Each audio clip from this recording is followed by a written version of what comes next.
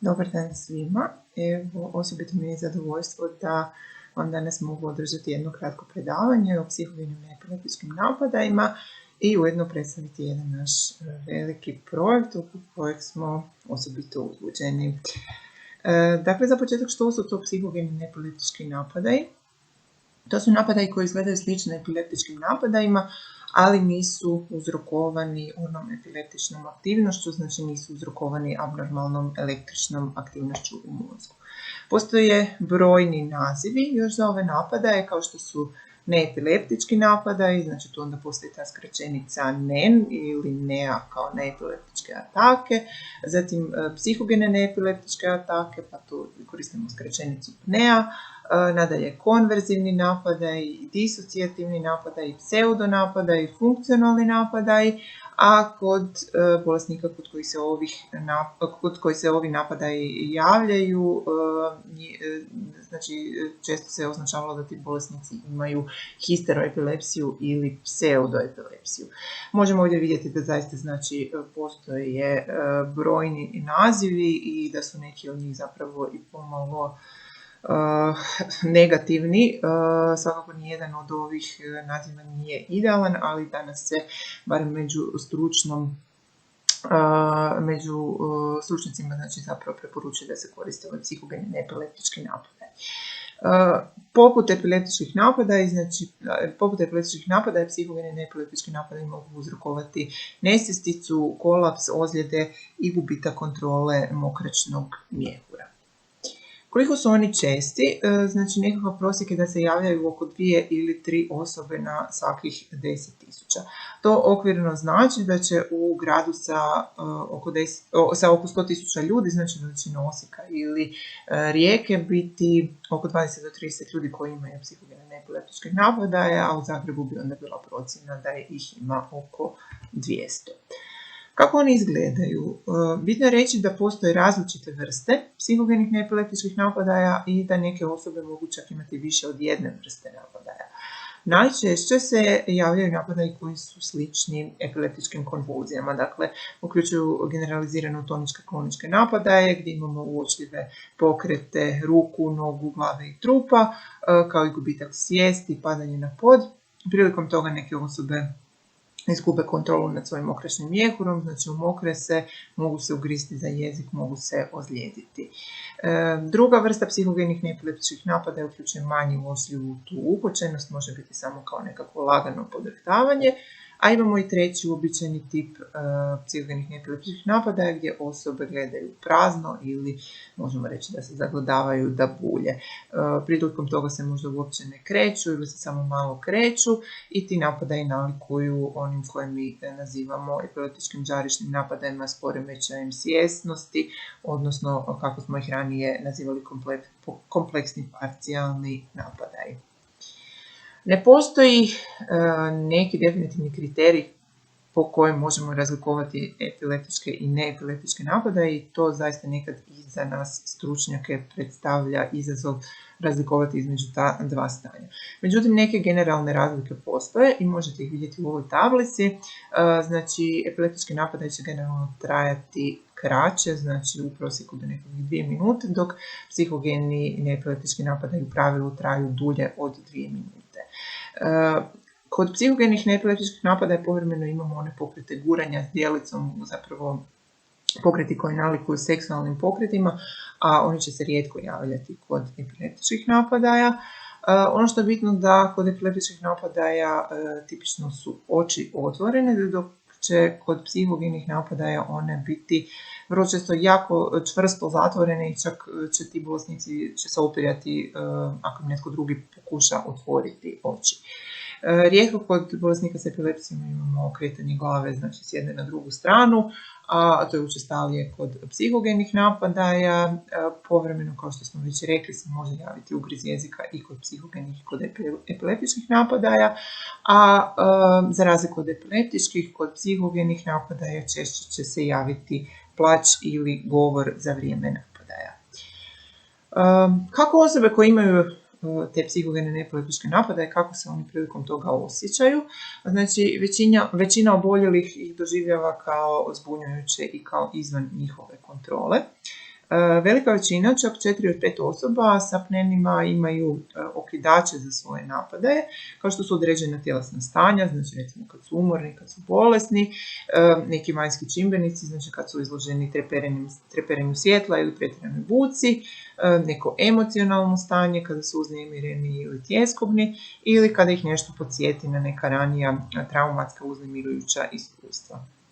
Više od 2/3 osoba također je svjesno upozorenja, tih znakova upozorenja prije napadaja. Oni najčešće uključuju osjećaj panike u više od 50% simptoma, neke tjelesne simptome kao što su stezanje u prsima, trnci, osjećaj lupanja srca i sl. Osjetni simptomi kao što je iznenadni osjet jakih mirisa i onaj osjećaj da se udaljavaju od sebe ili gledaju na sebe izvana. Kako mi liječnici postavljamo dijagnozu psihogenih neepileptičkih napadaja?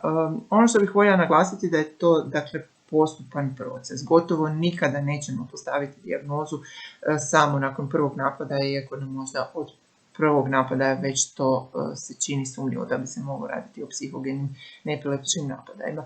Zašto je to tako?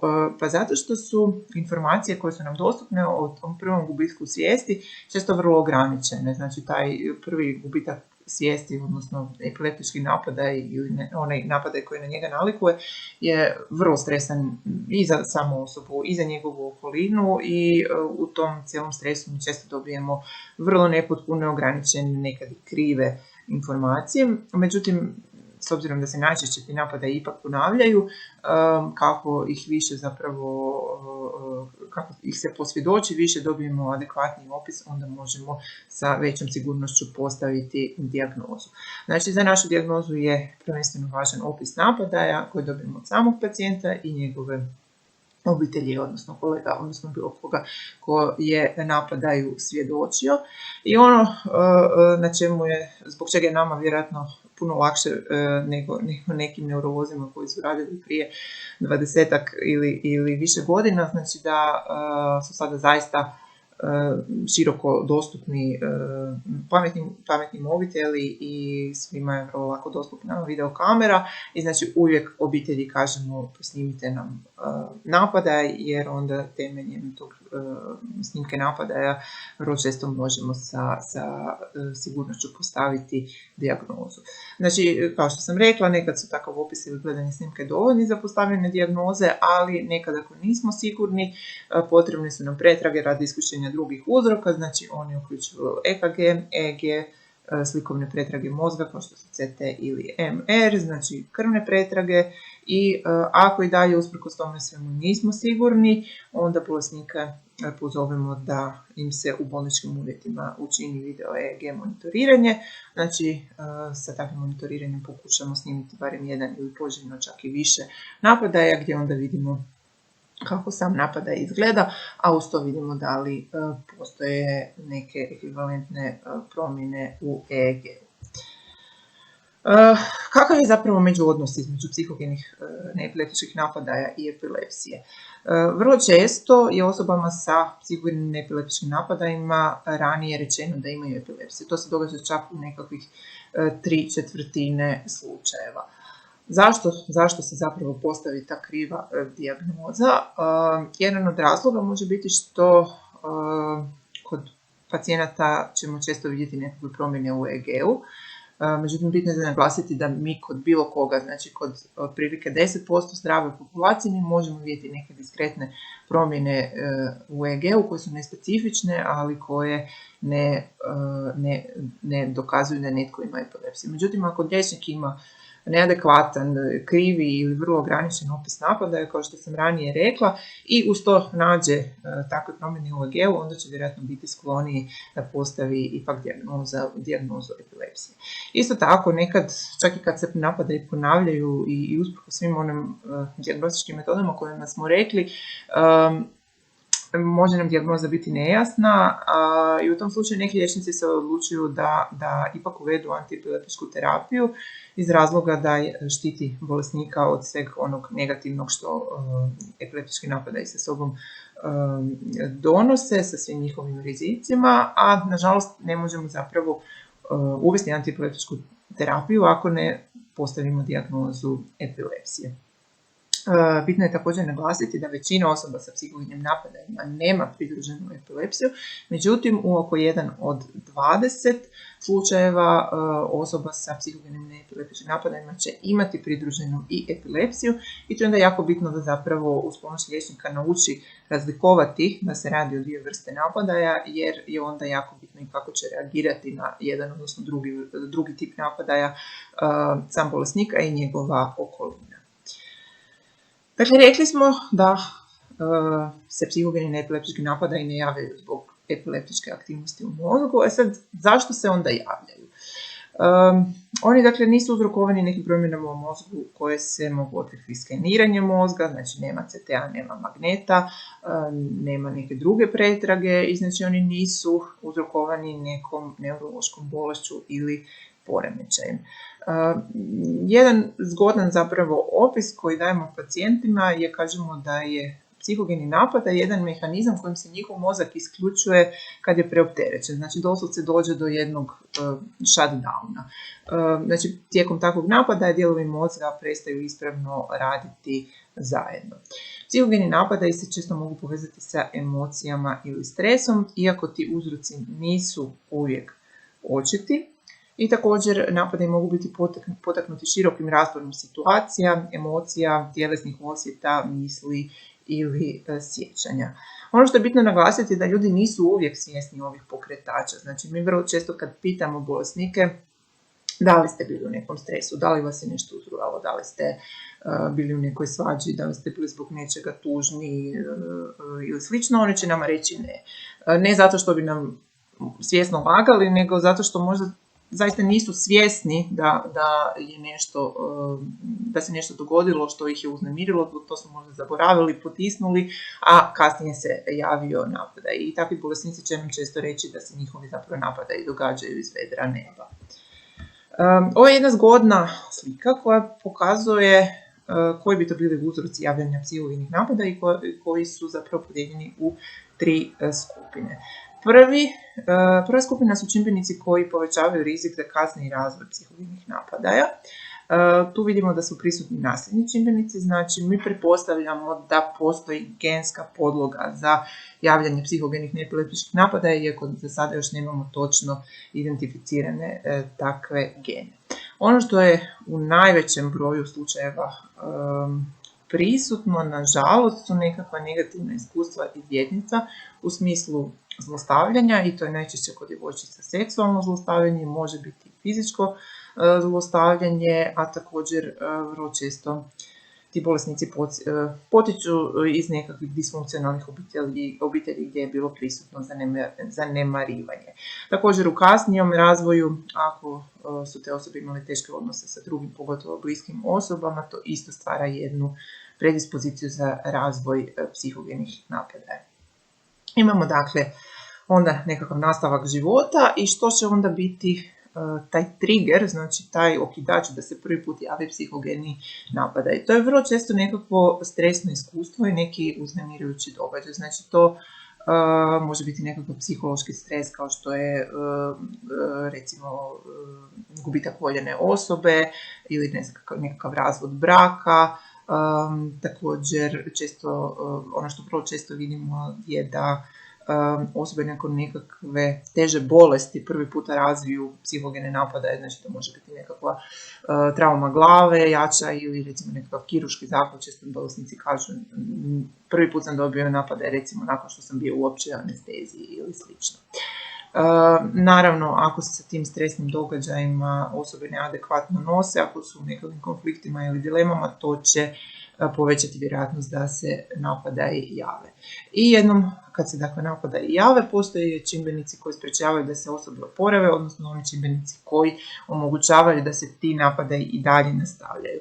To su, znači moram reći, naša kriva dijagnoza, znači one osobe koje nemaju pravu dijagnozu gotovo da i nemaju šansu da se zaista oporave, znači samim time i pogrešno liječenje naravno dovodi do nastavka ovih napadaja. Osobe koje se izoliraju, one koje se izbjegavaju suočiti sa problemima, oni koji osjećaju jako tugu, one koje zbog svojih napada imaju nekakvu financijsku korist u smislu nekakve invalidnosti ili oni kod kojih su prisutne nekakve negativne misli, depresija i anksioznost, znači sve su to čimbenici koji perpetuiraju, odnosno nastavljaju napadaje. Sada jednom kad imamo dijagnozu kako ćemo liječiti psihogene neepileptičke napadaje, prvi korak i možda najvažniji je razumijevanje stanja i prihvaćanje dijagnoze. Dakle, prihvaćanje ispravne dijagnoze može biti dovoljno da napadaji kod nekih osoba u potpunosti prestanu. Znači, samo u roku od nekoliko tjedana nakon dijagnoze čak 1 od 6 osoba ne doživi daljnje napadaje, a nakon 3 mjeseca u jednom istraživanju čak 1 od 3 osobe može biti bez napadaja, bez ikakvog daljnjeg specijalističkog liječenja. Naravno, taj proces prihvaćanja nije jednostavan, ali kao što vidimo je zapravo nužan za oporavak. Kod onih osoba kod kojih napada ipak ne prestanu na taj način, najvažniji modalitet liječenja je svakako psihološki tretman. Zatim što se tiče lijekova, svakako ako nisu potrebni, potrebno je prestati uzimati antiepileptičke lijekove, a u određenim slučajevima kada je prisutna i depresija, odnosno tjeskoba, a čak i ako nije prisutna u određenim slučajevima antidepresiv može pomoći u liječenju. I puno je toga što zapravo bolesnici sami mogu učiniti, znači u smislu samo pomoći. Što se tiče psihološkog tretmana, o tome bi se moglo dugo razgovarati, ali ukratko, znači to je takozvana terapija razgovorom koja je isto tako dugotrajna, znači tu se pomaci ne događaju preko noći, potrebni su tjedni i mjeseci, nekad čak i godine. Ona je znači individualizirana, dakle prilagođena svakom pojedinačnom bolesniku i svaki bolesnik će zapravo trebati nešto drugačiji tretman. Znači ciljevi tog tretmana su istražiti uzroke napadaja, naučiti tehnike kontrole napadaja, potaknuti bolesnika da razmišljaju drugačije o sebi i pozabaviti se načinima razmišljanja koji doprinose depresiji i tjeskobi. Što bolesnici sami mogu učiniti? Znači, prvenstveno, kao što smo govorili, prihvaćanje dijagnoze, znači osjećati se ugodno i jasno u vezi sa dijagnozom, koristiti ponuđenu stručnu pomoć, znači bitno je ne odbiti psihološku pomoć, iako vrlo često pacijenti zapravo su neskloni odlasku psihologu. Bitno je potražiti ako su prisutni ti znakovi upozorenja i ako jesu, u tom trenutku se može primijeniti ta tehnika senzornog uzemljenja o kojoj ću reći nešto kasnije, koja može zapravo prekinuti napadaj. Osobi se savjetuje da pronađe svoje okidače i često ako ih nije jasno svjesna, znači ako ne dovoljno napade odmah nakon nekog okidača, onda im savjetujemo da vode dnevnik napadaja zajedno sa dnevnikom zapravo svojih emocija, događaja koji im se događaju u životu i na taj način zapravo mogu vidjeti stvarno da li postoji neka veza.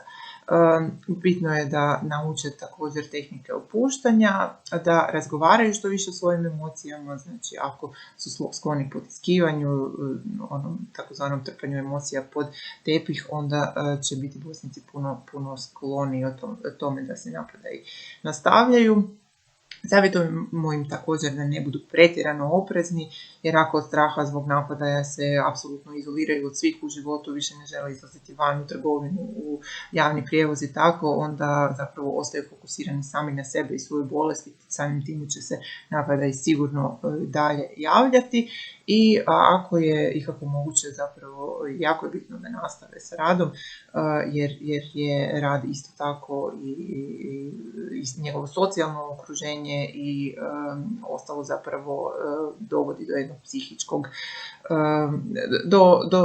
znači doprinosi psihičkom zdravlju osobe. Sad, kada govorimo o toj samoj pomoći, mnogo više o tome, kao i o samim napadajima, o uzrocima i svemu ostalom vezano o psihogenim neepileptičnim napadajima, ćete moći vrlo uskoro vidjeti na našoj novoj stranici pnen.info, ali odmah da vam kažem, nemojte ju sad ukucavati jer još uvijek nije aktivna, ali iskreno se nadam, ako sve bude u redu, da će biti aktivna već krajem ovog mjeseca. Što je dakle ta naša edukacijska platforma? To je jedan projekt koji je partnerstvo Hrvatske udruge za epilepsiju sa Psihijatrijskom bolnicom Sveti Ivan u suradnju sa Gradskim uredom za zdravstvo grada Zagreba i njihovim pokroviteljstvom. Voditeljice smo doktorica Sruk i ja, stručni suradnici su prisutni iz Psihijatrijske bolnice Sveti Ivan, dakle neurologica doktorica Ivana Čajić, psihijatrica doktorica Tajana Prga-Bajić i magistra psihologije Ana Marija Šimunović. I tu je naš pedijatrijski tim iz udruge, dakle profesorica Maša Malenica i psihologica Maja Batista. Znači, cilj naše te edukacijske platforme je stvoriti jednu platformu na hrvatskom jeziku koja je namijenjena prvenstveno samim pacijentima sa psihogenim neepileptičkim napadajima, ali i zdravstvenim djelatnicima i široj javnosti kako bi se pobliže upoznala sa ovim poremećajem. Informacije smo pisali na način koji je istodobno razumljiv, ali nije stigmatizirajući i omogućava olakšavajuće prihvaćanje dijagnoze.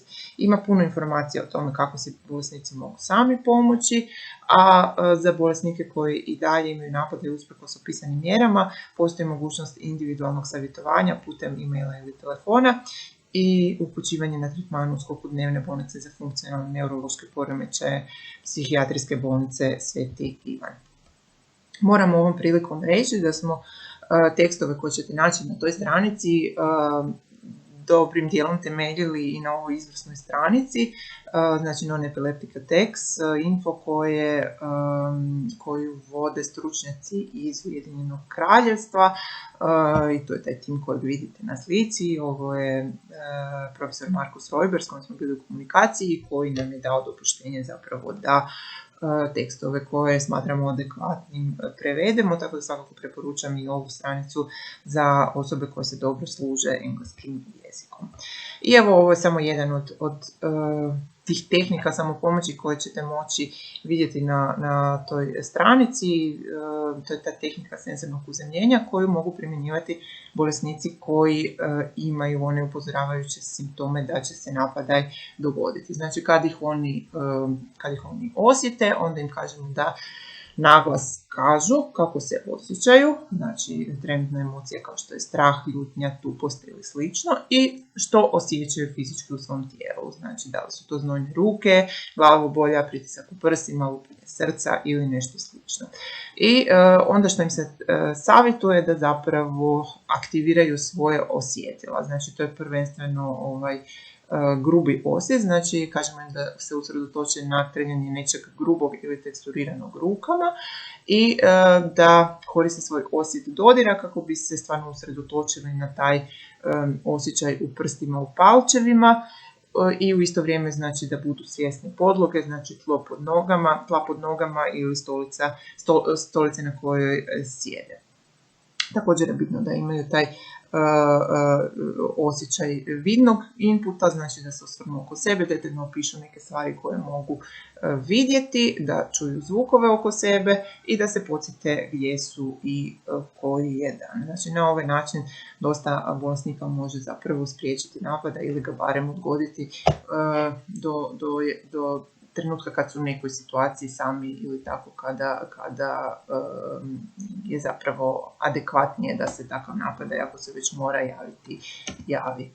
Evo ga, da ne duljim, mnogo više ćete uskoro moći vidjeti na našoj stranici pnen.info, svakako ćemo ju jednom kad bude aktivna i najavljivati putem naše Facebook stranice, internetske stranice, tako da se nadam da svima kojima će trebati ove informacije će moći vrlo lako i doći do njih. Evo, toliko od mene, hvala vam na pažnji.